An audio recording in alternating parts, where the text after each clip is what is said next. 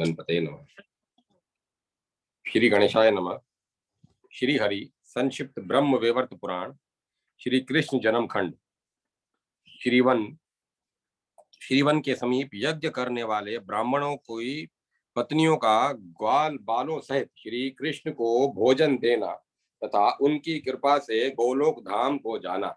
श्री कृष्ण की माया से निर्मित उनकी छायामयी स्त्रियों का ब्राह्मणों के घरों में जाना तथा विप्र पत्नियों के पूर्व जन्म का परिचय। नारद जी बोले, मुनि श्रेष्ठ ज्ञान सिंधु, मैं आपका शरणागत शिष्य हूँ। आप मुझे श्री कृष्ण लीला अमृत का पान कराइए। भगवान श्री नारायण ने कहा, एक दिन बलराम सहित श्री कृष्ण ग्वाल बालों के साथ ले श्री मधुवन में गए, जहां यमुना के किनारे कमल खिले हुए थे।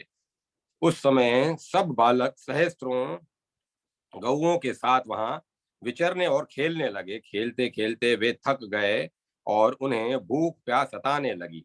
तब सब गोप शिष्यों सहित प्रसन्नता के साथ श्री कृष्ण के पास आए और बोले, कन्हैया, हमें बड़ी भूख लगी है, हम सेवकों को आज्ञा दो, क्या करें। ग्वाल बालों की बात सुनकर प्रसन्न मुख और नेत्र वाले दया निधान श्री हरि ने उनसे यह हित कर तथा सच्ची बात कही। श्री कृष्ण बोले, बालकों, जहाँ ब्राह्मणों का सुखदायक यज्ञ स्थान है, वहां जाओ।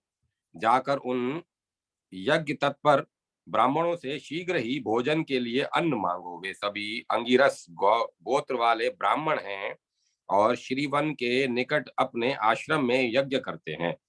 उन्होंने श्रुतियों और स्मृतियों का विशेष ज्ञान प्राप्त किया है। वे सब निष्प्रह वैष्णव हैं और मोक्ष की कामना से मेरा यह यजन कर रहे हैं, परंतु माया से आच्छादित होने के कारण उन्हें इस बात का पता नहीं है कि योग माया से मनुष्य रूप धारण करके प्रकट हुआ मैं उनका आराध्य देव हूँ। केवल यज्ञ की ओर ही उन्मुख रहने वाले वे ब्राह्मण यदि तो शीघ्र ही जाकर उनकी पत्नियों से मांगना, क्योंकि वे बालकों के प्रति दया से भरी हुई है। श्री कृष्ण की बात सुनकर वे श्रेष्ठ गोप बालक ब्राह्मणों के सामने जा मस्तक झुकाकर खड़े हो गए और बोले, विप्रवरों, हमें शीघ्र भोजन दीजिए। परंतु उनमें से कुछ द्विजों ने उनकी बात सुनी ही नहीं और कुछ लोग सुनकर भी ज्यों के त्यों खड़े रह गए। तब वे पाकशाला में गए, जहां ब्राह्मणियां भोजन बना रही थी। उन बालकों ने ब्राह्मण पत्नियों को सिर झुकाकर प्रणाम किया। प्रणाम करके वे सब बालक उन पतिव्रता ब्राह्मणियों से बोले, माताओं, हम सब बालक भूख से पीड़ित हैं, हमें भोजन दो। उन बालकों की बात सुनकर और उनकी मनोहर आकृति देखकर उन सती साध्वी ब्राह्मणियों ने मुस्कुराते हुए मुखारविंद से आदर पूर्वक पूछा। ब्राह्मण पत्नियां बोली, समझदार बालकों, तुम लोग कौन हो, किसने तुम्हें भेजा है और तुम्हारे नाम क्या है। हम तुम्हें यजन सहित नाना विजन सहित नाना प्रकार का श्रेष्ठ भोजन प्रदान करेंगी। ब्राह्मणियों की बात सुनकर वे सभी स्निग्ध और हुष्ट पुष्ट गोप बालक प्रसन्नता पूर्वक हंसते हुए बोले। बालकों ने कहा, माताओं, हमें बलराम और श्री कृष्ण ने भेजा है। हम लोग भूख से बहुत पीड़ित हैं, हमें भोजन दो। हम शीघ्र ही उनके पास लौट जाएंगे। यहाँ से थोड़ी दूर पर वन के भीतर भंडरी वट के निकट मधुवन में बलराम और केशव बैठे हैं। वे दोनों भाई भी थके मांदे और भूखे हैं तथा भोजन मांग रहे हैं। माताओं, आपको अन्न देना है या नहीं देना है, हम यह शीघ्र हमें इसी समय बता दो।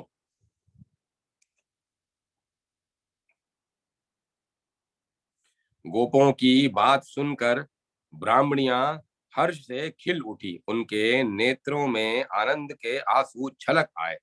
सारे अंग पुलकित हो उठे। उनके मन में बड़ी इच्छा थी कि हमें श्री कृष्ण चरणों के दर्शन हों।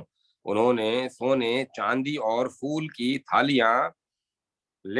थालियों में प्रसन्नता पूर्वक भांति भांति के व्यंजनों से युक्त अत्यंत मनोहर अघनी के चावल भात खीर स्वादिष्ट पीठा दही दूध घी और मधु रखकर श्री कृष्ण के निकट प्रस्थान किया।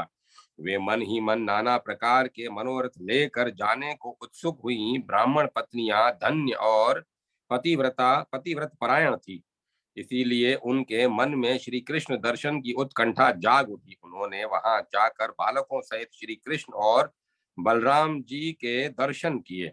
श्री कृष्ण वट के मूल भाग में निकट बालकों के बीच में बैठे थे, अतः तारों के बीच विराजमान चंद्रमा के समान शोभा पा रहे थे। श्याम अंग किशोर अवस्था और शरीर पर रेशमी पीतांबर से वे बड़े सुंदर लगते थे।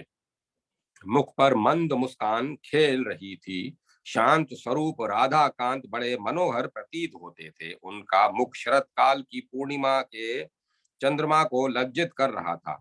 वे रत्नमय अलंकारों से विभूषित थे तथा रत्न निर्मित दो कुंडलों से उनके गढ़ स्थल की बड़ी शोभा हो रही थी।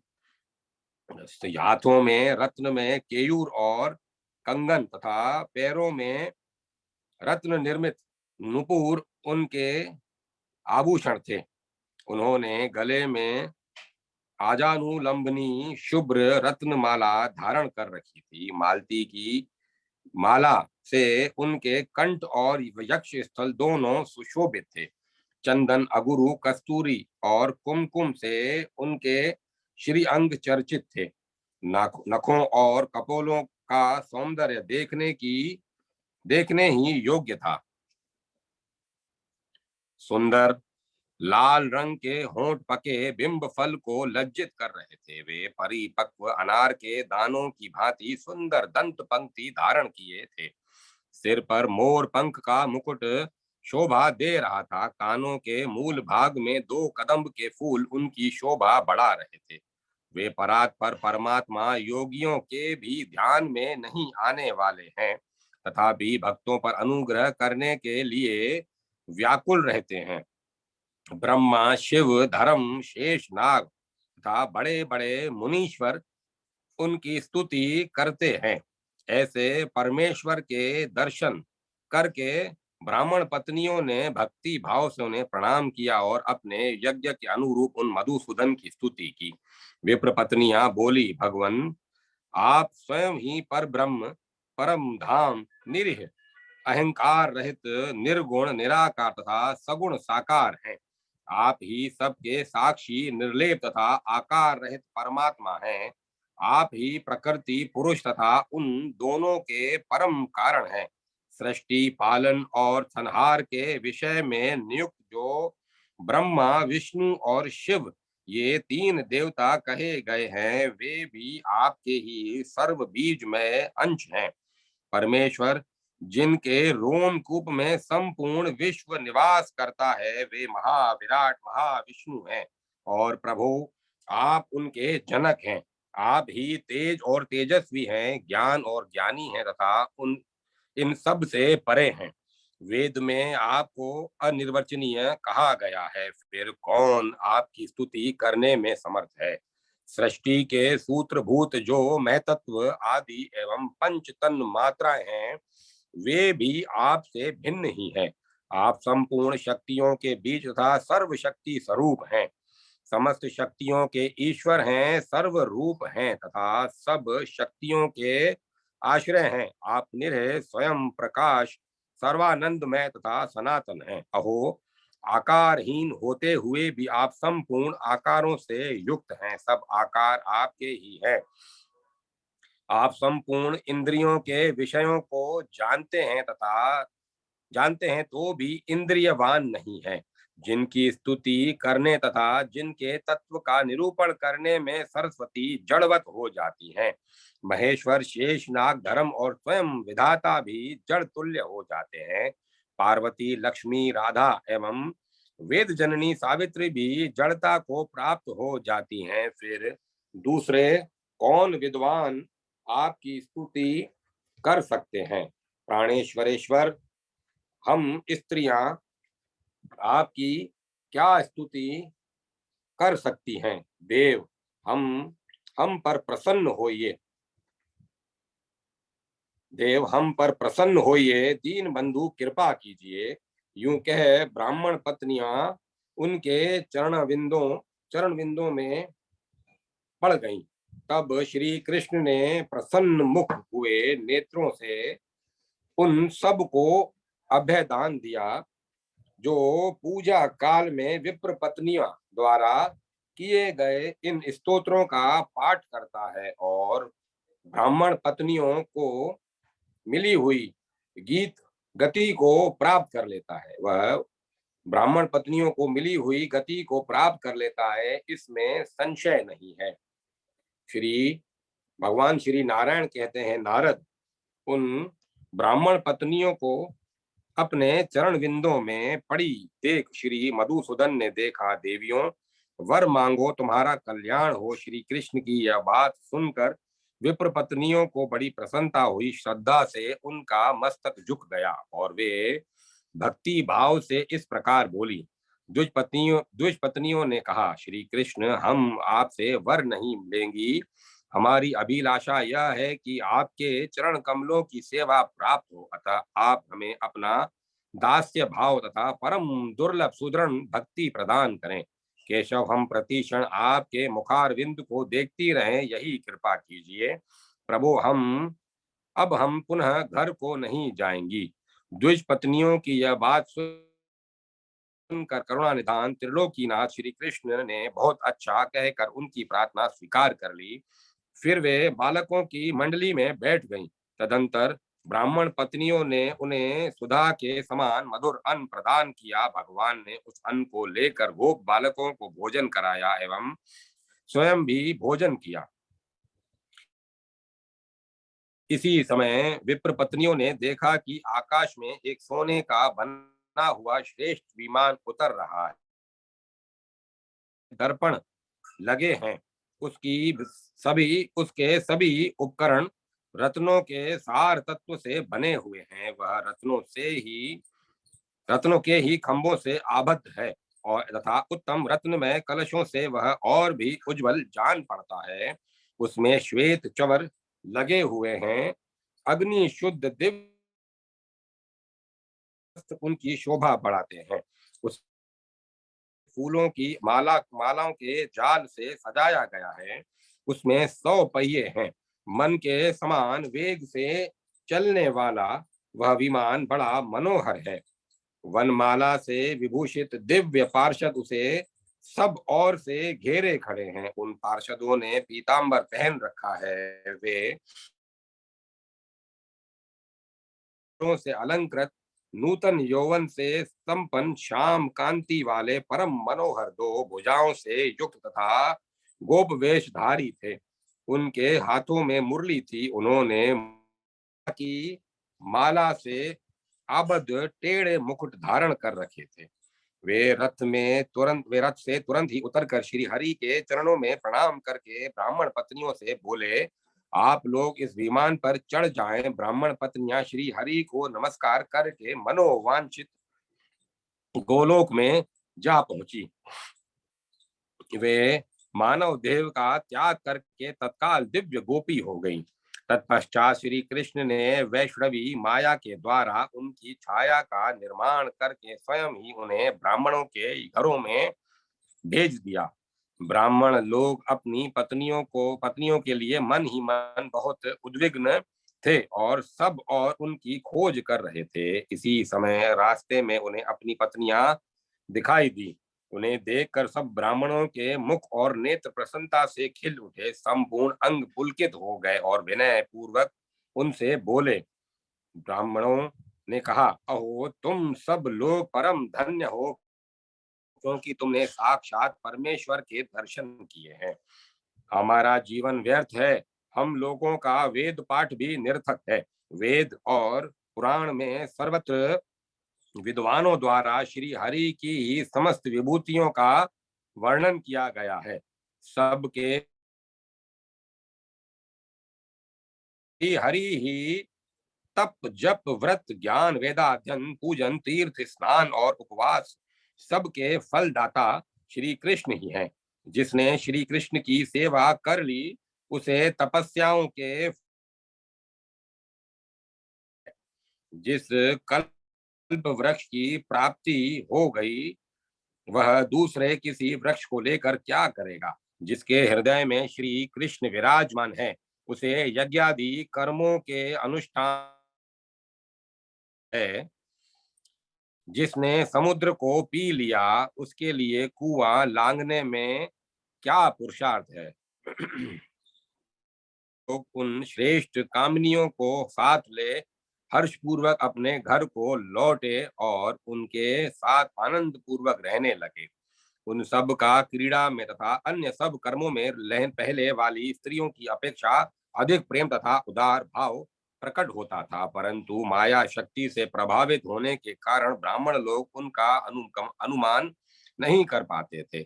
उधर सनातन पूर्ण ब्रह्म नारायण स्वरूप श्री कृष्ण बलराम तथा ग्वाल बालों के साथ शीघ्र ही अपने घर को चले गए। इस प्रकार मैंने श्री हरि का स्मरण संपूर्ण उत्तम महात्म्य कह सुनाया।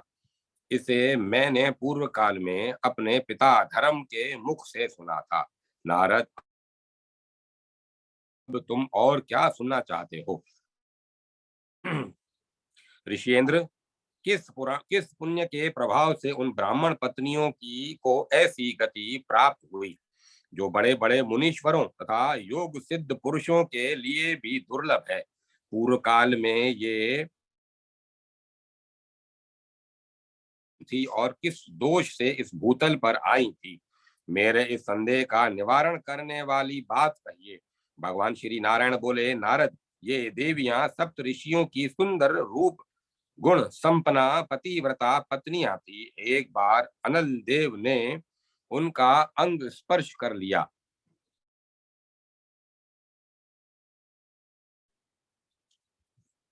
उससे सप्तऋषियों में अंगिरा को बड़ा शोभ हुआ और उन्होंने अग्नि को सर्वभक्ष्य होने का तथा उन पत्नियों को मानुषी योनि में जाने का शाप दे दिया।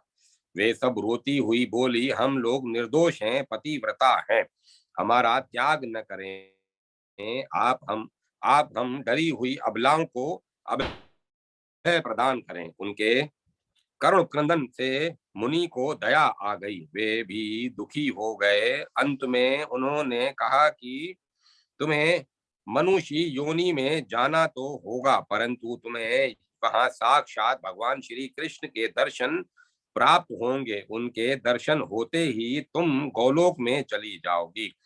फिर श्री हरि अपनी योग माया से तुम लोगों की छाया मूर्ति का निर्माण करेंगे।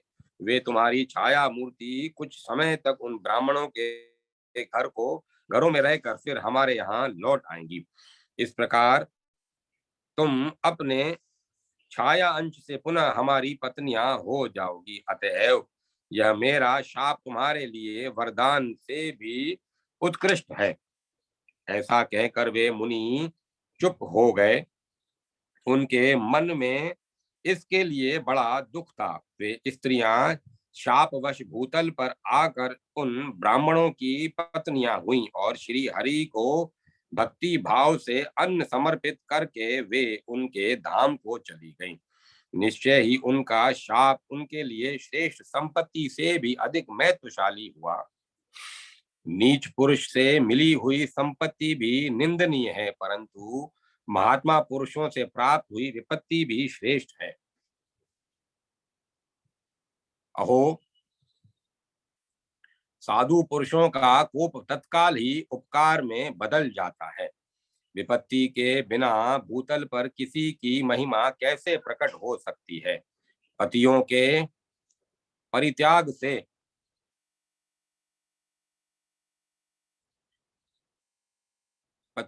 परित्याग से भूमि पर उत्पन्न हुई ब्राह्मण पत्नियां श्री हरि के दर्शन से सदा के लिए भवबंधन से मुक्त हो गईं। इस प्रकार मैंने श्री हरि के उस इस उत्तम चरित्र को पूर्ण रूपेण कह सुनाया। उन पुण्यवती ब्राह्मणियों के मोक्ष की यह मनोरम तथा अद्भुत है। उन पुण्यवती ब्राह्मणियों के मोक्ष की यह मनोरम कथा अद्भुत है। विप्रवर, श्री कृष्ण की लीला कथा पद पद में नई नई जान पड़ती है। इसे सुनने वालों को कभी तृप्ति नहीं होती। भला श्रेय कल्याणमयी कथा के श्रवण से कौन तृप्त होता है। मैंने पूज्य पिताजी के मुख से जितना रमणीय भगवन चरित्र सुना था उसका वर्णन किया। अब तुम अपनी इच्छा बताओ, फिर क्या सुनना चाहते हो। नारद जी ने कहा, कृपा निधान जगत गुरु, आपने पूर्व काल में पिता के मुख से श्री कृष्ण की जो जो मंगलमयी लीला सुनी है वे सब मुझे सुनाइए। सुत जी कहते हैं, शौनक देव ऋषियों का यह वचन सुनकर भगवान नारायण ने स्वयं ही श्री कृष्ण महिमा के अन्यान्य प्रसंगों का वर्णन आरंभ किया। अध्याय 18 समाप्त। श्री कृष्ण का कालिय दह में प्रवेश, नागराज का उन पर आक्रमण, श्री कृष्ण द्वारा उसका दमन, नागपत्नी सुरसा द्वारा श्री कृष्ण की स्तुति, श्री कृष्ण के उस पर कृपा, सुरसा का गोलोक गमन, छायामयी सुरसा की सृष्टि, कालिया कालिय को वरदान, कालिय द्वारा भगवान की स्तुति, उस स्तुति की महिमा, नाग का रमणक, द्वीप को प्रस्थान, कालिय का यमुना जाल में निवास का कारण, गरुड़ का भय, सुरभरी सोभरी के शाप से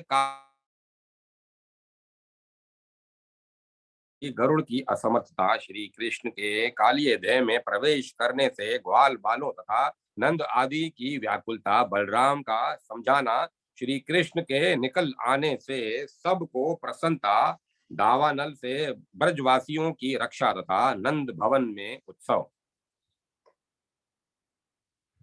भगवान श्री कृष्ण कहते हैं, नारद, एक दिन बलदेव को साथ लिए बिना ही श्री कृष्ण अन्यान्य ग्वाल बालों के साथ यमुना के तट पर चले गए, जहाँ कालिये नाग का निवास स्थान था। स्वेच्छा में शरीर धारण करने वाले भगवान नंद नंदन यमुना तटवर्ती वन में पके हुए फलों को खाकर जब प्यास लगती तब वहां का निर्मल जल पी लेते थे। उन्होंने गोप शिशुओं के साथ कुछ काल तक गौवें चराई। तत्पश्चात उन्हें तो एक जगह विश्राम के लिए खड़ी कर दिया और स्वयं साथियों के साथ खेल कूद में लग गए। खेल में इनका मन लग गया। ग्वाल बाल भी बड़े हर्ष के साथ उनके उसमें भाग लेने लगे। उधर गौएं नई नई घास चरती हुई आगे बढ़ गई और विष मिश्रित जल यमुना का विष मिश्रित जल पीने लगी। मुने दारुण काल की चेष्टा से वह विषाक्त जल पीकर कालकूट की ज्वालाओं से संतप्त हो उन गौओं ने तत्काल प्राण त्याग दिए। झुंड की झुंड गौओं को मरी हुई देख गोप बालक चिंता से व्याकुल और भयभीत हो उठे। उनके मुख पर विषाद छा गया और उन सब ने आकर मधुसूदन श्री कृष्ण से यह बात कही। सारा रहस्य जानकर जगन्नाथ श्री हरि ने उन सब गौओं को जीवित कर दिया। वे गौएं तत्काल उठकर खड़ी हो गई और श्री हरि का मुख देखने लगी। इधर श्री कृष्ण यमुना तटवर्ती जल के निकट उत्पन्न हुए कदम पर चढ़कर उसी सर्प के भवन में बहुत से नागों के बीच कूद पड़े। उनके जल में पड़ते ही उस कुंड का पानी 100 हाथ ऊपर उठ गया। नारद, यह देख ग्वाल बालों को पहले तो हर्ष हुआ, फिर वे बड़े दुख का अनुभव करने लगे। कालिया सर्प मनुष्य की आकृति में आए हुए श्री हरि को देखकर क्रोध से विहल हो उठा और तुरंत ही उन्हें निगल गया। जैसे किसी मनुष्य ने जल्दबाजी में तपे हुए लोहे को थाम लिया हो, वैसे ही ब्रह्म तेज से उसका कंठ और पेट जलने लगा। वह नाग उद्विग्न हो गया और हाय हाय मेरे प्राण निकले जा रहे हैं, यूं कहकर उसने पुनः उन्हें उगल दिया। श्री कृष्ण के वज्रोपम अंगों को चबाने से उसके सारे दांत टूट गए और मुंह लहूलुहान हो गया। भगवान उस समय रत रंजित मुख वाले कालिए नाग के मस्तक पर चढ़ गए।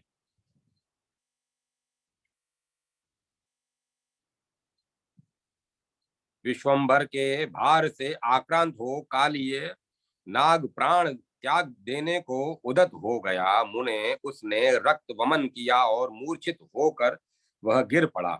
उसे मूर्छित देख सब नाग प्रेम से विहल हो रहे हो रोने लगे। उन्हें कोई भाग गए और कोई डर के मारे बलि के बिल में घुस गए। अपने प्रियतम को मरणोन्मुख हुआ देख नाग पत्नी सती सुरसा दूसरी नागिनियों के साथ श्री हरि के सामने आई और पति प्रेम से रोने लगी। उसने दोनों हाथ जोड़कर शीघ्र ही भय से श्री हरि को प्रणाम किया और उनके दोनों चरणाविंद पकड़कर व्याकुल हो उनसे कहा। सुरसा बोली, हे जगदीश्वर, आप मुझे मेरे स्वामी को लौटा दीजिए। दूसरों को मान देने वाले प्रभु, मुझे भी मान दीजिए। स्त्रियों को पति प्राणों से भी बढ़कर प्रिय होता है। उनके लिए पति से बढ़कर दूसरा कोई बंधु नहीं है। नाथ, आप देवेश्वरों के भी स्वामी, अनंत प्रेम के सागर, उत्तम बंधु, संपूर्ण भवनों के बांधव तथा श्री राधिका जी के लिए प्रेम के समुद्र हैं। अतः मेरे प्राणनाथ का वध न कीजिए। आप विधाता के भी विधाता हैं, इसीलिए यहाँ मुझे पति दान दीजिए। त्रिनेत्रधारी महादेव जी के 5 मुख हैं, ब्रह्मा जी के 4 और शेषनाग के सहस्त्र मुख हैं। कार्तिकेय के भी 6 मुख हैं, परंतु ये लोग भी अपने मुख समूह द्वारा आपकी स्तुति करने में जड़वत हो जाते हैं। साक्षात सरस्वती भी आपका सत्वन करने में समर्थ नहीं है। संपूर्ण वेद, अन्यान्य देवता तथा संत महात्मा भी आपकी स्तुति के विषय में शक्तिहीनता का ही परिचय देते हैं। कहाँ तो मैं कुबुद्धि यज्ञ एवं नारियों के अधम सर्पणी और कहाँ संपूर्ण भवनों के परम आश्रय तथा किसी के भी दृष्टि पथ में न आने वाले आप परमेश्वर, जिनकी स्तुति ब्रह्मा विष्णु और शेष नाग करते हैं, उन मानव वेशधारी आप नराकार परमेश्वर की स्तुति मैं करना चाहती हूँ। यह कैसी विडंबना है। पार्वती, लक्ष्मी और वेद जननी सावित्री जिनके सत्वन से डरती हैं और स्तुति करने में समर्थ नहीं हो पाती, उन्हीं आप परमेश्वर का सत्वन कली कुलुष में निमग्न तथा वेद वेदांग और शास्त्रों के श्रवण से मूढ़ स्त्री मैं क्यों करना चाहती हूँ, यह समझ में नहीं आता। आप रत्न में पर्यंक पर रत्न निर्मित भूषणों से भूषित हो शयन करते हैं। रत्ना अलंकारों से अलंकृत अंग वाली राधिका के वक्ष स्थल पर विराजमान होते हैं। आपके संपूर्ण अंग चंदन से चर्चित रहते हैं। मुखारविंद पर मंद मुस्कान की प्रभा फैली होती है। आप उमड़ते हुए प्रेम रस से महासागर में सदा सुख से निमग्न रहते हैं। आपका मस्तक मलिका और मालती की मालाओं से सुशोभित होता है। आपका मानस नित्य निरंतर पारिजात पुष्पों की सुगंध से आमोदित रहा करता है।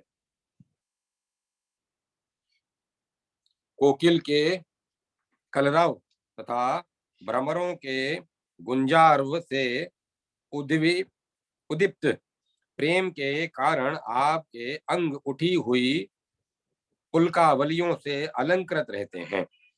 जो सदा प्रियतमा के भी दिए हुए तांबुल का सानंद चर्वण करते हैं, वेद भी जिनकी स्तुति करने में असमर्थ हैं तथा बड़े बड़े विद्वान भी जिनके सत्वन में जड़वत हो जाते हैं,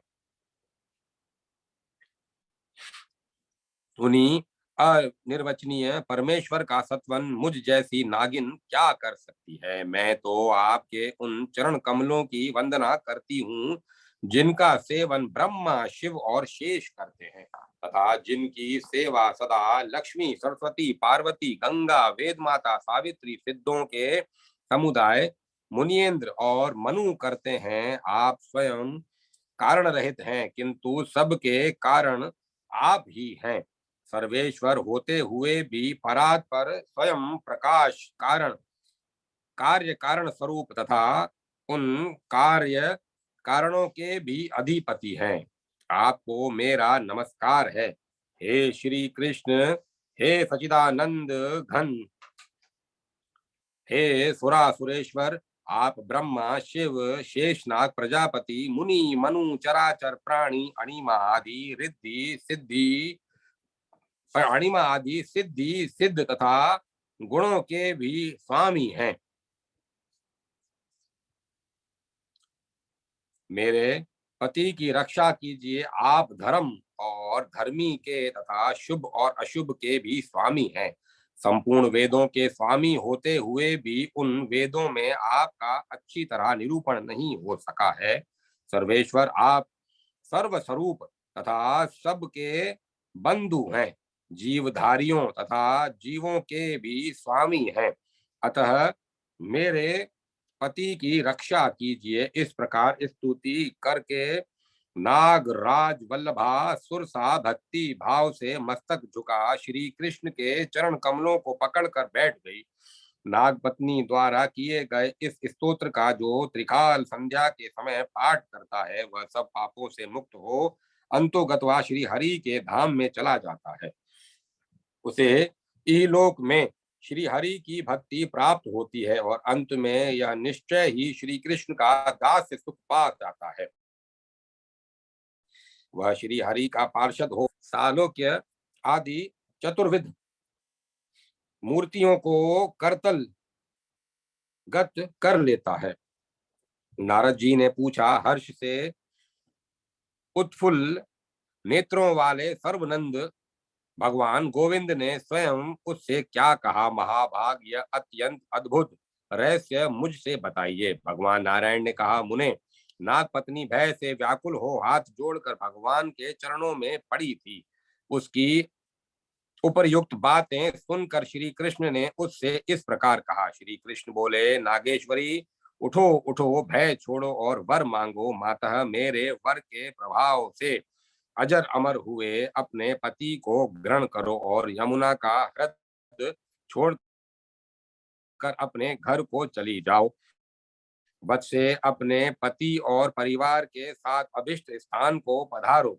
नागिश नागेशी, आज से तुम मेरी कन्या हुई और तुम्हारे प्राणों से भी अधिक प्रियतम यह नागराज मेरे जमाता हुए, इसमें संशय नहीं है। शुभे, मेरे चरण कमलों के चिन्ह से युक्त होने के कारण तुम्हारे पति को अब गरुड़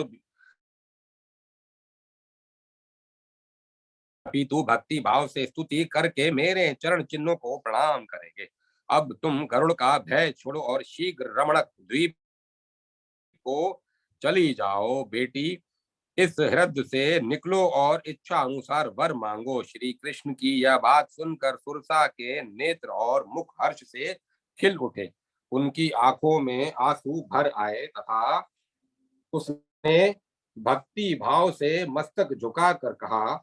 सुरसा बोली, वरदाता परमेश्वर पिता, यदि आप मुझे वर देना चाहते हैं तो अपने चरण कमलों की सदृढ़ एवं अविचल भक्ति प्रदान कीजिए। मेरा मन भ्रमर की भांति सदा आपके चरणाविंद पर ही मंडराता रहे, कभी विस्मृति न हो। मेरा कांत विषयक सौभाग्य सदा बना रहे और ये मेरे प्राण वल्लभ ज्ञानियों में श्रेष्ठ हो जाएं। प्रभु, यही मेरी प्रार्थना है, इसे पूर्ण की। श्री हरि के सामने नत हुई खड़ी हो गई। उसने शरद पूर्णिमा के चंद्रमा को लज्जित करने वाले श्री हरि के मुख चंद्र का दर्शन किए। उस सती ने अपने दोनों नेत्रों से निमेष रहित होकर गोविंद के मुख की सौंदर्य माधुरी का पान किया। उसके सारे अंग पुलकित हो उठे, वह आनंद के आंसुओं में डूब गई। श्री हरि को सुंदर बालक के रूप में देखकर वह उनके प्रति पुत्रोचित स्नेह करने लगी और भक्ति के उद्रेक से आप्लावित हो पुनः इस प्रकार बोली, गोविंद, मैं रमणक द्वीप में नहीं जाऊंगी, वहां मेरा कोई प्रयोजन नहीं है। यह सर्प जहां यह सर्प वहां जाकर संसार चलावे, मुझे तो आप अपनी किंकरी बना लीजिए। हे श्री कृष्ण, मेरे मन में सालोक्य आदि 4 प्रकार की मुक्ति के लिए भी इच्छा नहीं है, क्योंकि वह मुक्ति आपके चरणाविंदों की सेवा की 16वीं काल कला के बराबर भी नहीं है। जो भारतवर्ष में दुर्लभ जन्म पाकर आपसे आपकी चरण सेवा के अतिरिक्त दूसरे वर की इच्छा करता है, वह स्वयं ठगा गया है। नाग पत्नी की यह बात सुनकर श्री कृष्ण के मुखारविंद पर मुस्कुराहट फैल गई। उनका मन प्रसन्न हो गया और उन श्रीमान माधव ने एवं मस्तु कहकर उनकी उसकी प्रार्थना स्वीकार कर ली। उसी बीच में उत्तम रत्नों के सार तत्व से निर्मित दिव्य विमान वहां तत्काल उतर आया। मुने वह अपने तेज से उद्दीप्त हो रहा था।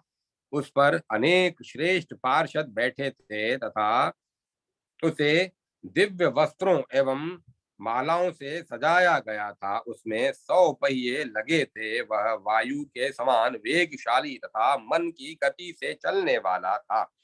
देखने में बड़ा ही मनोहर था। सेवक तुरंत ही उस रथ से उतरे और श्री कृष्ण को प्रणाम करके सुरसा को साथ ले उत्तम गोलोक धाम को चले गए। तत्पश्चात श्री हरि ने अपने तेज से छाया रूपणी सुरसा की सृष्टि करके उसे सर्प को दे दिया। कालिया नाग यह सब कुछ न जान सका, क्योंकि वह वैष्णवी माया से विमोहित था। सर्प के मस्तक से उतरकर करुणा निधान श्री कृष्ण ने कृपा पूर्वक शीघ्र ही कालिए के सिर पर अपना हाथ रखा। हाथ रखते ही उसके शरीर में चेतना लौट आई और उसने श्री हरि को अपने सामने देखा तथा इस बात की ओर भी लक्ष्य किया कि सती सुरसा दोनों हाथ जोड़े खड़ी हैं और उसके नेत्रों से आंसू बह रहे हैं। यह देख उसने भी गोविंद को प्रणाम किया और तत्काल प्रेम से विहल होकर वह रोने लगा। कृपा निधान भगवान ने देखा नागराज रो रहा है और सुरसा भक्ति के उद्रेक से पुलकित हो नेत्रों से आंसू बहा रही है, किंतु कुछ बोल नहीं रही। तब वे दयानिधि स्वयं बोले, क्योंकि योग्य और अयोग्य प्राणी पर भी ईश्वर की कृपा सदा समान रूप। श्री कृष्ण ने कहा, कालिए, तुम्हारे मन में जो इच्छा हो उसके अनुसार वर मांगो। वत्स, तुम मुझे प्राणों से भी अधिक प्रिय हो। भय छोड़ो और सुख से रहो। जो मेरा अत्यंत भक्त हो और मेरे अंश से उत्पन्न हुआ हो, उस पर मैं विशेष अनुग्रह करता हूँ। उसके अभिमान को मिटाने के लिए उसका किंचित दमन करके मैं पुनः उस पर कृपा करता हूँ। जो लोग तुम्हारे वंश में उत्पन्न हुए सर्पों का विनाश करेंगे, उनको महान पाप लगेगा और वे दुखों के भागी होंगे। परंतु जो लोग तुम्हारे कुल में उत्पन्न हुए सर्पों को देखकर उनके मस्तक पर उभरे हुए मेरे सुंदर चरण चिन्हों को भक्ति भाव से प्रणाम करेंगे, वे समस्त पातकों से मुक्त हो जाएंगे। तुम शीघ्र रमणक द्वीप को जाओ और गरुड़ का भय छोड़ दो। तुम्हारे मस्तक पर मेरे चरण चिन्ह को देखकर गरुड़ भक्ति भाव से तुम्हें नमस्कार करेंगे। तुमको और तुम्हारे वंशजों को गरुड़ से कभी भय नहीं होगा। आज से मेरा वर पाकर अपनी जाति के सर्पों में तुम सर्वश्रेष्ठ हो जाओ। वत्स, तुमको और कौन सा उत्तम वर अभिष्ट है, उसे इस समय मांगो। मैं तुम्हारा दुख दूर करने वाला हूँ, अतः भय छोड़कर मुझसे मन की बात कहो। श्री कृष्ण की बात सुनकर कालिया नाग, जो भय से कांप रहा था, दोनों हाथ जोड़कर उनसे बोला। कालिये ने कहा, वरदायक प्रभो, दूसरे किसी वर के लिए मेरी इच्छा नहीं है। प्रत्येक जन्म में मेरी आपके चरण कमलों में भक्ति बनी रहे और मैं सदा आपके उन चरण विंदों का चिंतन करता रहूं, यही वर मुझे दीजिए। जन्म ब्राह्मण के कुल में ही हो या पशु पक्षियों की योनियों में, सब समान है। वही जन्म सफल है जिसमें आपके चरण कमलों की स्मृति बनी रहे। यदि आपके चरणों का स्मरण न हो तो देवता होकर स्वर्ग में रहना भी निष्फल है। जो आपके चरणों के चिंतन में तत्पर है, उसे जो भी स्थान प्राप्त हो वही सबसे उत्तम है। उस पुरुष की आयु एक क्षण की ही हो या करोड़ों कल्पों की, अथवा उसकी आयु तत्काल ही क्षीण होने वाली क्यों न हो, यदि वह आपकी आराधना में बीत रही है तो सफल है, अन्यथा उसका कोई फल नहीं, वह व्यर्थ है। जो आपके चरण विंदों के सेवक है, उनकी आयु व्यर्थ नहीं जाती, सार्थक होती है। उन्हें जन्म मरण रोग शोक और पीड़ा का भी कुछ भय नहीं रहता। वे उनकी कुछ भी परवाह नहीं करते। भक्तों के मन में आपके चरणों की सेवा को छोड़कर इंद्रपद, अमृतत्व अथवा परम दुर्लभ ब्रह्म पद को भी पाने की इच्छा नहीं होती। आपके भक्तजन सालोक्य आदि चार प्रकार की मुक्तियों को अत्यंत फटे पुराने वस्त्र के चिथड़े के समान तुच्छ देखते हैं। ब्रह्मन, मैंने भगवान अनंत के मुख से ज्यों ही आपके मंत्र का उपदेश प्राप्त किया, त्यों ही आपकी भावना करते करते आपके अनुग्रह से मैं आपके समान वर्ण वाला हो गया। मैं अपक्व भक्त था, अर्थात मेरी भक्ति परिपक्व नहीं हुई थी। यह जानकर ही स्वयं सदृढ़ भक्ति धारण करने वाले गरुड़ ने मुझे देश से दूर कर दिया और धिक्कार था। परंतु वर देवेश्वर, अब आपने मुझे अविचल भक्ति दे दी। गरुड़ भी भक्त है, मैं भी भक्त हो गया, अतः अब वे मेरा त्याग नहीं कर सकते। क्यों? आपके चरण बिंदों के चिन्हों से अलंकृत मेरे श्री युक्त मस्तक को देखकर गरुड़ मुझे सदोष होने पर भी गुणवान मानेंगे, अतः इस समय मेरा त्याग नहीं कर सकेंगे। अब तो वे यह मानकर कि नागेंद्र गण हमारे आराध्य हैं, मुझे कष्ट नहीं देंगे। परमेश्वर, अब मैं उनका वध्य नहीं रहा। इन उन गुरुदेव अनंत के सिवाय मुझे कहीं किसी से भी भय नहीं है। देवेंद्र गण, देवता, मुनि, मनु और मानव जिन्हें स्वप्न में तथा ध्यान में भी नहीं देख पाते, वे ही परमात्मा इस समय मेरे नेत्रों के विषय हो रहे हैं। प्रभो, आप तो भक्तों के अनुरोध से साकार रूप से में प्रकट हुए हैं, अन्यथा आपको शरीर की प्राप्ति कैसे हो सकती है। सगुण साकार तथा निर्गुण निराकार भी आप ही हैं। आप स्वेच्छा में सबके आवास स्थान तथा समस्त चराचर जगत के सनातन बीज हैं। सबके ईश्वर, साक्षी, परम आत्मा और सर्वरूपधारी हैं।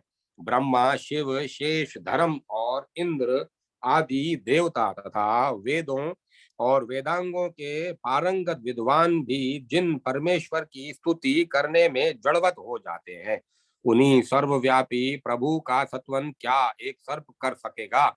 हे नाथ, हे करुणा सिंधु, हे दीन बंधु, आप मुझ अधम को क्षमा कीजिए।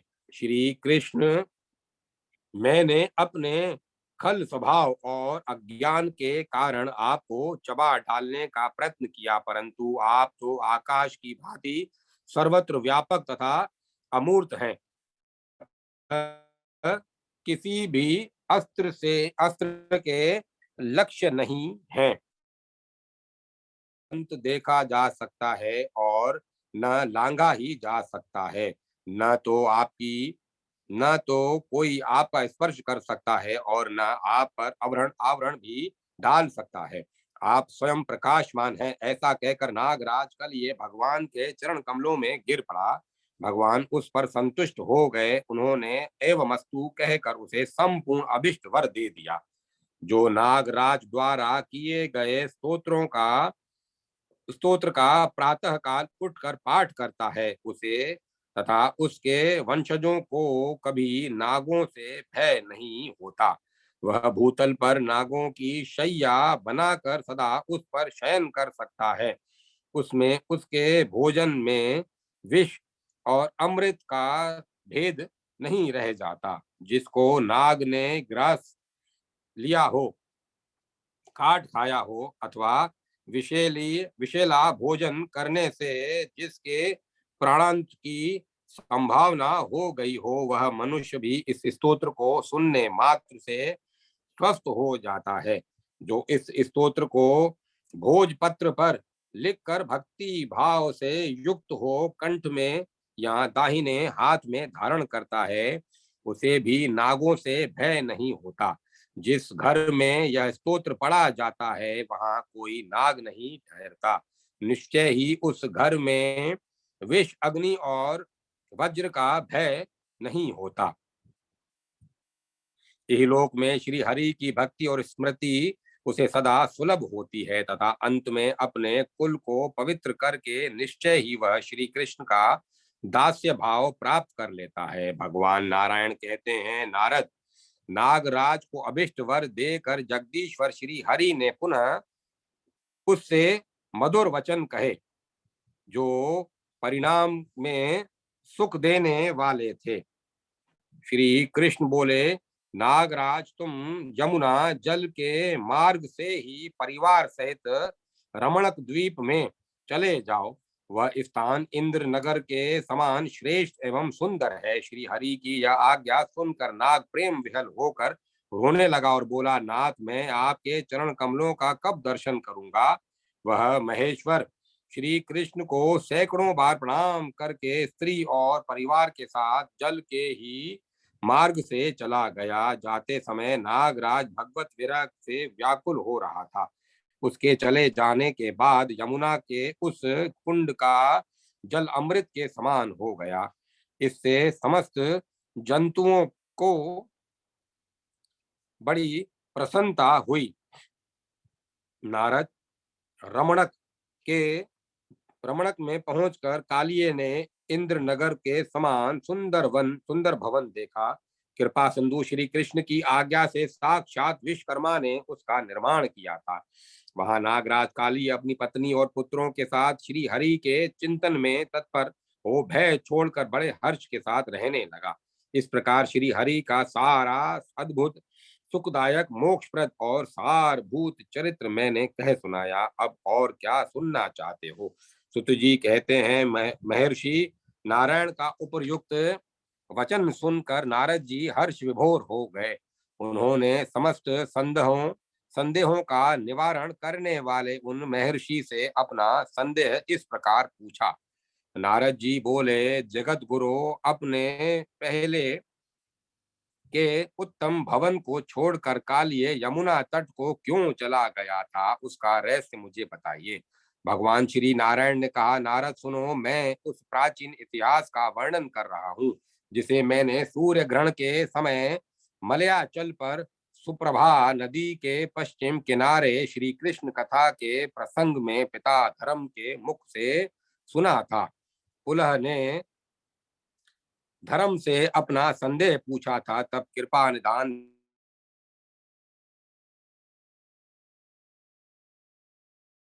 आख्यान को सुनाया था। नारद, वही मैंने इसे सुना था, अतः कहता हूँ सुनो। भगवान शेष की आज्ञा से नागगण प्रति वर्ष कार्तिक की पूर्णिमा को भय के कारण गरुड़ देव की पूजा करते हैं।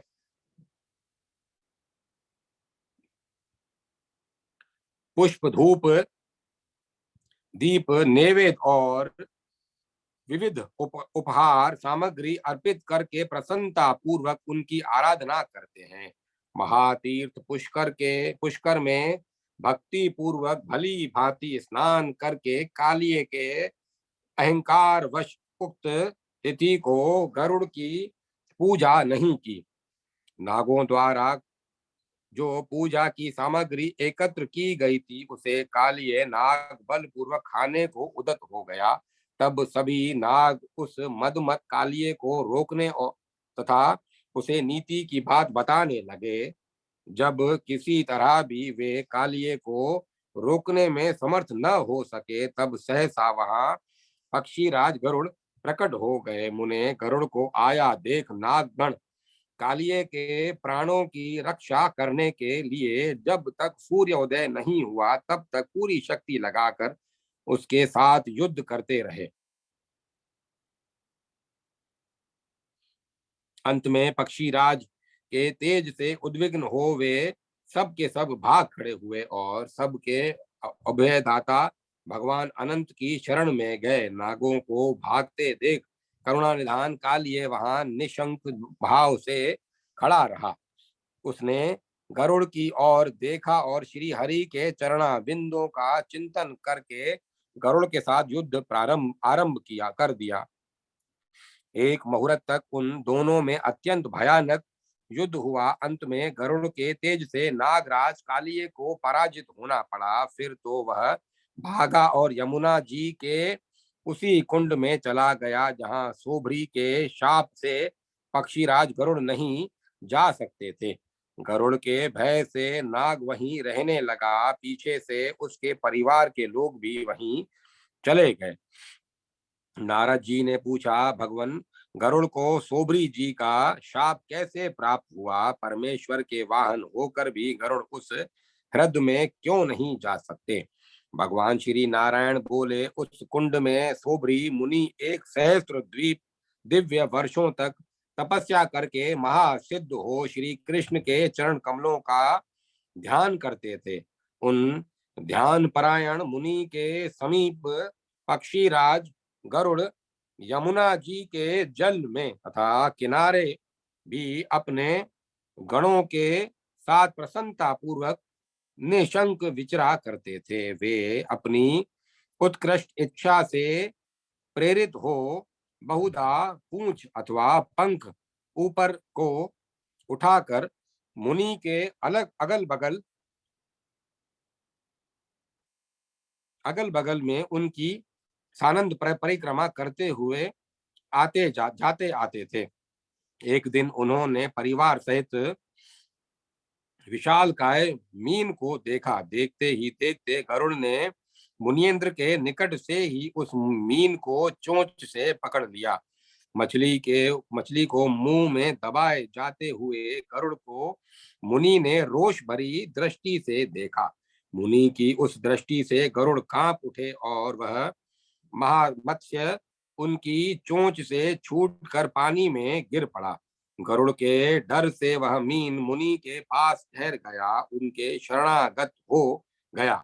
जब गरुड़ पुनः उसे लेने को उद्यत हुए तब मुनीन्द्र ने उनसे कहा, सोभरी बोले, पक्षीराज, मेरे पास से दूर हटो, दूर हटो। मेरे सामने से इस विशाल जीव को पकड़ लेने की तुम में क्या योग्यता है? तुम अपने को श्री कृष्ण का वाहन समझकर बहुत बड़ा मानते हो। श्री कृष्ण तुम्हारे जैसे करोड़ों वाहन हैं। मैं अपनी भौहें टेढ़ी करने मात्र से तुम्हें शीघ्र और अनायास ही भस्म कर सकता हूँ। तुम परमेश्वर के वाहन हो तो क्या हुआ? हम लोग तुम्हारे दास नहीं हैं। पक्षीराज, यदि आज से कभी भी मेरे इस कुंड में आओगे तो मेरे शाप से तत्काल भस्म हो जाओगे। यह ध्रुव सत्य है। मुनीन्द्र की बात सुनकर पक्षीराज विचलित हो गए। श्री कृष्ण के चरणों का स्मरण करते करते उन्हें प्रणाम करके चल दिए। विप्रवर नारद तब से अब तक सदा ही उस कुंड का नाम सुनने मात्र से पक्षी राज को कपकपी आ जाती थी। यह इतिहास जो धर्म के मुख से सुना गया था, तुमसे कहा गया, अब जिसका प्रकरण चल रहा है, श्री हरि के उस श्रवण सुखद रहस्य युक्त तथा मंगलमयी लीला चरित्र को सुनो। श्री कृष्ण बहुत देर तक यमुना जल से ऊपर नहीं उठे। यह देखकर ग्वाल बाल दुखी हो गए और वे मोहवश यमुना के तट पर रोने लगे। कुछ बालक शोक से व्याकुल हो अपनी छाती पीटने लगे। कोई श्री हरि के बिना पृथ्वी पर पछाड़ खाकर गिरे और मूर्छित हो गए। कितने ही बालक श्री कृष्ण विरह से व्यथित हो कालिय दह में प्रवेश करने को उद्यत हो गए और कुछ ग्वाल बाल उनको उसमें जाने से रोकने लगे। कोई कोई विलाप करके प्राण त्याग देने को उद्यत हो गए और उनमें जो समझदार थे, ऐसे कुछ बालक उन मरणोन्मुख बालकों की प्रयत्न पूर्वक रक्षा करने लगे। कोई हाय हाय कहकर रोने बिलखने लगे, कोई कृष्ण कृष्ण की रट लगाने लगे और कोई इस समाचार को बताने के लिए नंदराय जी के समीप दौड़े गए। कुछ बालक वहां शोक भय और मोह से आतुर हो परस्पर मिलकर यूं कहने लगे, हम क्या करें, हमारे श्री हरि कहाँ चले गए। हे नंद नंदन, हे प्राणों से भी बढ़कर प्रियतम श्री कृष्ण, हे बंधो, हमें दर्शन दो, हमारे प्राण निकल ले जा रहे हैं। इसी बीच में कुछ बालक नंदराय जी के निकट जा पहुंचे। वे अत्यंत चंचल थे और शोक से व्याकुल होकर रो रहे थे। उन्होंने शीघ्र ही यशोदा को, उनके पास बैठे हुए बलराम को तथा अन्यान्य गोपों और लाल कमल के समान नेत्रों वाली गोपांगनाओं को यह समाचार बताया। यह समाचार सुनकर वे सब के सब शोक से व्याकुल हो दौड़ते हुए यमुना तट पर जा पहुंचे और बालकों के साथ रोने लगे। साथ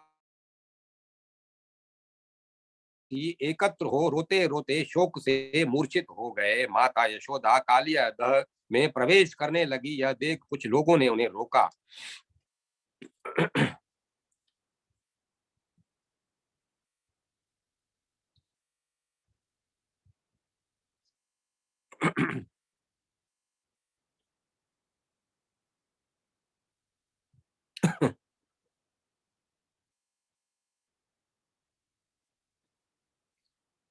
यह देख कुछ लोगों ने उन्हें रोका। गोप और गोपियों शोक से अपने ही अंगों को पीटने लगी। कुछ लोग विलाप करने लगे और कितने ही ब्रजवासी अपनी सुध बुध खो बैठे। राधा दी यमुना जी के उस कुंड में घुसने लगी। यह देख कुछ स्त्रियों ने दौड़कर उन्हें रोका। वे शोक से मूर्छित हो गईं और उस नदी के तट पर मरी हुई के समान पड़ गई। नंदराय जी तत्काल विलाप करते हुए बार बार मूर्छित होने लगे। वे चेत होने पर पुनः रोते और रो रो कर फिर मूर्छित हो जाते थे। उस समय ज्ञानियों में श्रेष्ठ बलराम जी ने अत्यंत विलाप करते हुए नंद को, शोक से कातर हुए यशोदा को, गोपों और गोपांगनाओं को, अत्यंत मूर्छित राधिका को, रोते हुए समस्त बालकों को तथा शोकग्रस्त हुई संपूर्ण गोप बालिकाओं को धीरज बंधाते हुए समझाना आरंभ किया। श्री बलदेव जी बोले, हे गोपों, गोपियों और बालकों, सब लोग मेरी बात सुनो। हे नंद बाबा, ज्ञान शिरोमणि गर्ग जी की बातों को याद करो, जो जगत का भार उठाने वाले शेष के भी आधारभूत है। सहा संहारकारी शंकर के भी संहारक हैं तथा विधाता के भी विधाता हैं। उनकी इस भूतल पर किससे पराजय हो सकती है। श्री कृष्ण अणु से भी अणु तथा परम महान हैं। वे स्थूल से भी स्थूल तथा परात्पर हैं। उनकी सत्ता सत्ता सदा और सर्वत्र विद्यमान है तथापि वे किसी के दृष्टिपथ में नहीं आते। वे ही योगियों के भी सम्यक योग हैं। श्रुतियों ने स्पष्ट कहा है कि संपूर्ण दिशाएं कभी एकत्र नहीं हो सकती। आकाश को कोई छू नहीं सकता और सर्वेश्वर को कोई बाधा नहीं पहुंचा सकता। श्री कृष्ण सबके आत्मा है। आत्मा किसी की दृष्टि में नहीं आता। उसे अस्त्रों का निशाना नहीं बनाया जा सकता। वह न तो वध के योग्य है और न दृश्य ही है। उसे आग नहीं जला सकती और न उसकी हिंसा भी हो सकती की जा सकती है। अध्यात्म तत्व के विधाता अध्यात्म तत्व के विज्ञाता विद्वानों ने आत्मा को ऐसा ही जाना और माना है। उन श्री कृष्ण का विग्रह भक्तों के ध्यान के लिए ही है। जो ये ज्योति स्वरूप और सर्वव्यापी है। उन परमात्मा का आदि मध्य और अंत नहीं है। जब सारा ब्रह्मांड एकात्म के जल में मग्न हो जाता है तब वे श्री कृष्ण जल में शयन करते हैं।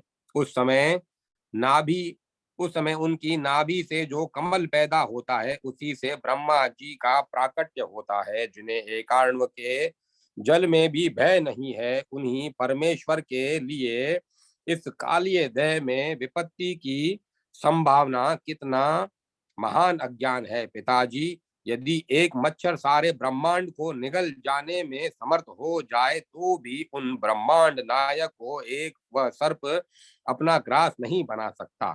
यह मैंने परम उत्तम संपूर्ण आध्यात्मिक ज्ञान की बात कही है। यह गूढ़ ज्ञान योगियों के लिए सार वस्तु है। इससे समस्त संशयों का उच्छेद हो जाता है।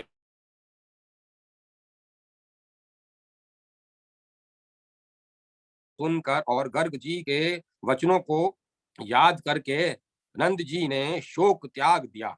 ब्रजवासियों और ब्रजांगनाओं का भी शोक जाता रहा। सबने बलदेव जी के इस प्रबोधन को मान लिया परंतु यशोदा और राधिका को इससे संतोष न हुआ। प्रियजन के विरह के विषय में मन किसी प्रकार से प्रबोध को नहीं ग्रहण करता। जब तक प्रियजन का मिलन न हो जाए तब तक केवल समझाने बुझाने से मन को शांति नहीं मिल सकती।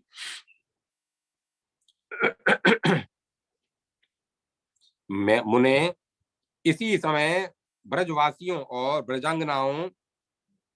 के ब्रजांगनाओं ने श्री कृष्ण को जल से ऊपर को उछलते देखा। इससे उनके हर्ष की सीमा न रही। उनका शरत काल की पूर्णिमा के चंद्रमा की भांति परम मनोहर मुख और उनकी मंद मंद मुस्कुराहट मन को बरबस अपनी ओर खींचने लगी।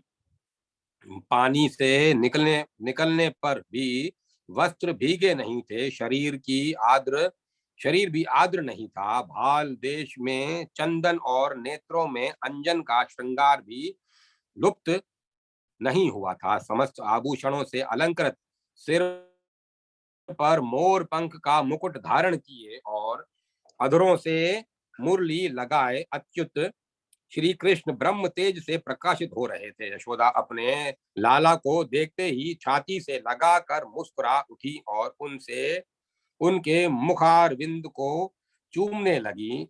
उस समय उनके नेत्र और मुख प्रसन्नता से खिल उठे थे। नंद, बलराम और रोहिणी जी से बारी बारी से श्याम सुंदर को हर्षपूर्वक हृदय से लगाया। सब लोग एकटक हो गोविंद के श्री मुख का दर्शन करने लगे।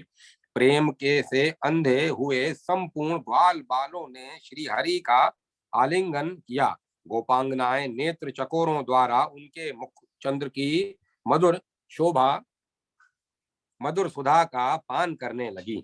इतने में ही वहां सहसा वन के भीतरी भाग को दावानल ने आवेष्टित कर लिया। उन सब के साथ गौओं का समुदाय भी उस दावाग्नि से घिर गया।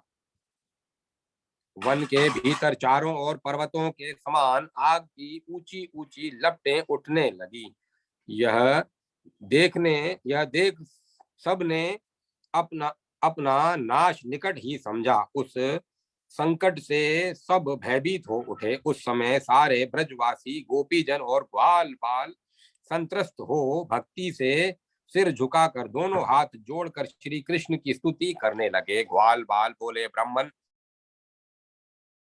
मधुसूदन, आपने सब आपत्ति जैसे हमारे कुल की रक्षा की है, उसी प्रकार फिर इस दावानल से हमें बचाइए। जगतपते, आप ही हमारे इष्ट देवता हैं और आप ही कुल देवता। संसार की सृष्टि, पालन और संहार करने वाले भी आप ही हैं। अग्नि, वरुण, चंद्रमा, सूर्य, यम, कुबेर, वायु, ईशान आदि देवता, ब्रह्मा, शिव, शेष, धर्म, इंद्र, मुनिन्द्र, मनु, मानव, दैत्य, यश, राक्षस, किन्नर तथा अन्य जो जो चराचर प्राणी हैं, वे सब के सब आपकी ही विभूतियां हैं।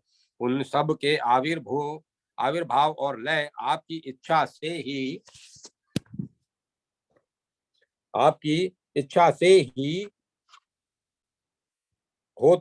होते हैं। गोविंद, हमें अभय दीजिए और इस अग्नि का संहार कीजिए। हम आपकी शरण में आए हैं, आप हम शरणागतों को बचाइए। यूं कहकर वे सब लोग श्री कृष्ण के चरण कमलों का चिंतन करते हुए खड़े हो गए। श्री कृष्ण की अमृतमयी दृष्टि पड़ते ही दावानल दूर हो गया। फिर तो वे ग्वाल बाल मोदक मग्न होकर मोदगमन होकर नाचने लगे। क्यों न हो, श्री हरि के स्मरण मात्र से ही सब विपत्तियां नष्ट हो जाती हैं। जो प्रातः काल उठकर इस परम पुण्यमय स्तोत्र का पाठ करता है, उसे जन्म जन्म में कभी अग्नि से भय नहीं होता। शत्रुओं से घिर जाने पर, दावा नल में आ जाने पर, भारी विपत्ति में पड़ने पर तथा प्राण संकट के समय इस स्तोत्र का पाठ करके मनुष्य सब दुखों से छुटकारा पा जाता है, इसमें संशय नहीं है। शत्रुओं की सेना क्षीण हो जाती है और वह मनुष्य युद्ध में सर्वत्र विजयी होता है। वह इहलोक में श्री हरि की भक्ति और अंत में उनके दास्य दास्य सुख को अवश्य पा लेता है। भगवान श्री नारायण कहते हैं, नारद सुनो, दावानल से उनका उद्धार करके श्री हरि उन सब के साथ अपने कुबेर भवनोपम गृह में गए।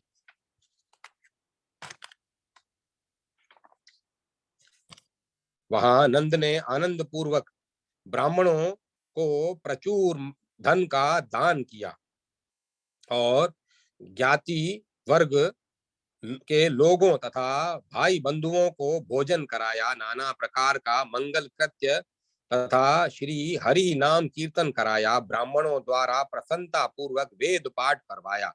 इस प्रकार वृंदावन के घर घर में वे सब गोप श्री कृष्ण चरणाविंदों के चिंतन में चित्त को एकाग्र करके आनंद पूर्वक रहने लगे।